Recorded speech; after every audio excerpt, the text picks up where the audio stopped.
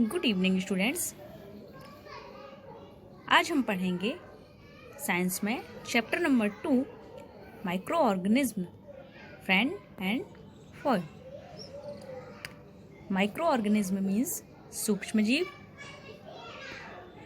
और इसके अंतर्गत हमें पढ़ना है यह कैसे हमारे दोस्त भी हैं और शत्रु भी।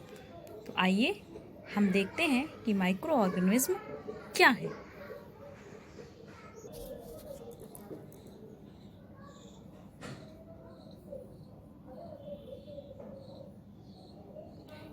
You have seen several kinds of plants and animals. However, there are other living organisms around us which we normally cannot see. These are called microorganisms or microbes.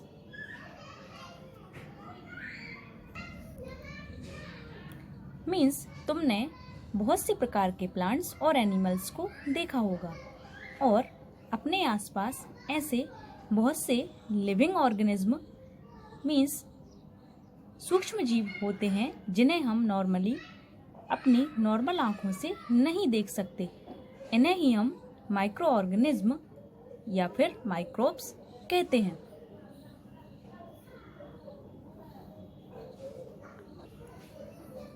For example, you might have observed that during the rainy season, moist bread gets spoiled and its surface gets covered with grayish-white patches.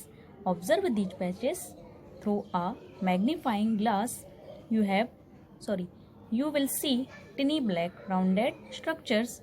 Do you know what these structures are and Where do these come from?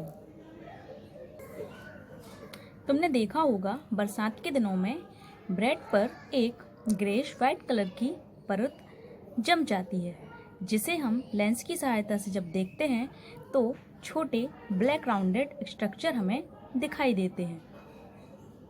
क्या आप जानते हैं कि यह black structures क्या हैं? तो आइए हम देखते हैं कि यह क्या है और इसके बारे में हम विस्तृत जानकारी प्राप्त करते हैं। तो यहाँ पर हमारा फर्स्ट पॉइंट स्टार्ट होता है 2.1 micro organisms. These observations show that water and soil are full of tiny organisms, though not all of them fall into the category of microbes. These microorganisms or microbes are so small in the size that they cannot be seen with the unaided eye. Some of these, such as the fungus that grows on bread, can be seen with a magnifying glass. Others cannot be seen without the help of a microscope. That is why these are called microorganisms or microbes.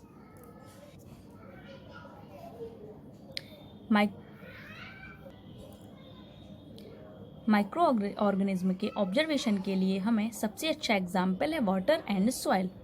वहाँ पर हमें छोटे छोटे organism दिखाई देते हैं जो कि विभिन्न कैटेगरीज के होते हैं, जिन्हें हम माइक्रो ऑर्गेनिज्म कह सकते हैं।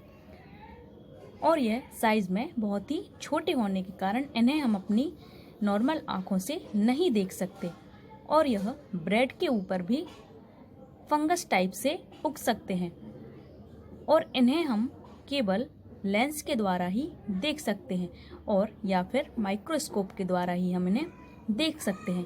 इन छोटे छोटे जीवाणुओं को ही हम माइक्रो ऑर्गेनिज्म या फिर माइक्रोब्स कहते हैं। Micro organism are classified into 4 major groups. These groups are bacteria, fungi, protozoa and some algae. Some of these common microorganisms are shown in figure. Micro organism को सामान्यतः 4 मुख्य भागों में बांटा गया है, जिन्हें हम ग्रुप भी कह सकते हैं कि 4 मुख्य ग्रुप में बांटा गया है। यह ग्रुप हैं bacteria, fungi, protozoa and algae. इन्हें हम आपको डायग्राम के द्वारा बता देते हैं कि यह किस तरीके से दिखते हैं।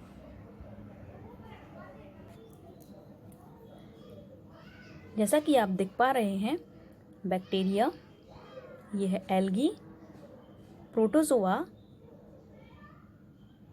ब्रेड मोल्ड, यह फंगी के अंतर्गत आता है।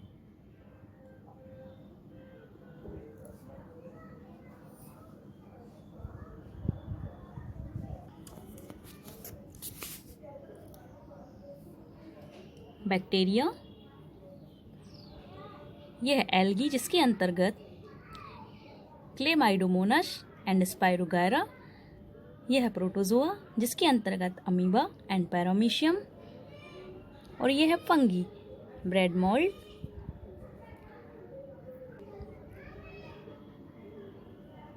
Penicillium, Aspergillus. और यह है वायरस। वायरस के बारे में भी हम थोड़ा सा अध्ययन अभी करेंगे।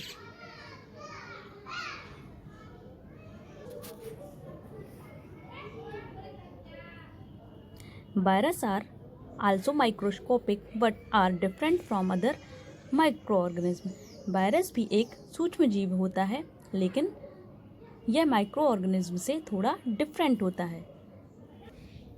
They however reproduce only inside the cells of the host organism. यह केवल किसी सेल के अंदर ही पनपता है, which may be a bacterium, plant or animal, और यह प्लांट और एनिमल की सेल्स के अंदर ही जीवित रह सकता है। Common animal like cold, influenza and most cough are caused by virus. Common सर्दी जुकाम या जब कफ, ये चीज़ें जब हमें हो जाती हैं वायरस के द्वारा ही होती हैं। Serious disease like polio and chicken pox are also caused by virus, और चिकन पॉक्स और सीरियस डिसीज भी हमें वायरस के कारण ही होती है। Disease like dysentery and malaria are caused by protozoa, whereas typhoid and tuberculosis are bacterial disease.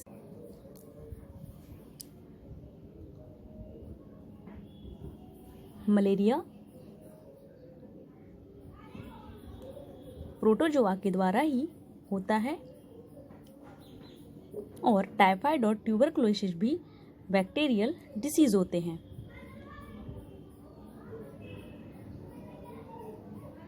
अब इसके आगे नेक्स्ट वीडियो में हम माइक्रो ऑर्गेनिज्म के बारे में कुछ और अध्ययन करेंगे। यहाँ तक आपको समझ में आ गया होगा। Thank you very much.